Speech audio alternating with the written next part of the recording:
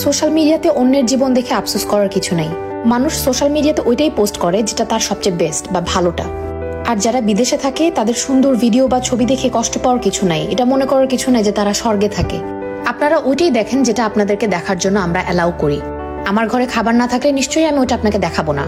সারাদিন কাজ করার পর ক্ষুধা পেটে বাসায় আসার পর যখন কোনো খাবার থাকে না, রান্না করার পর আরো 2 ঘন্টা ওয়েট করতে হয় খাবারের জন্য, এই কষ্টটা শুধু তারাই বোঝে যারা বিদেশে থাকে।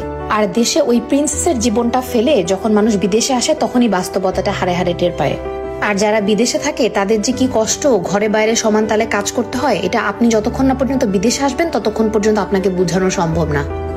আর সারা সপ্তাহ ঘরে বাইরে কামলা দেওয়ার পর যখন উইকেন্ডে একদিন আপনি ঘুরতে যাবেন, ওই একটা ছবি বা ওই একটা ভিডিও দেখে মানুষ মনে করবে, বাহ, উনি তো মনে হয় স্বর্গে থাকেন, একটা প্রিন্সেসের জীবন। কিন্তু ভাই, জীবনটা তো সহজ না। অবশ্যই ভালো আছি আলহামদুলিল্লাহ। আর আপনি তখনই ভালো থাকবেন যখন আপনি আপনার নিজের অবস্থান নিয়ে হ্যাপি থাকবেন। যাই হোক, আজকে রান্না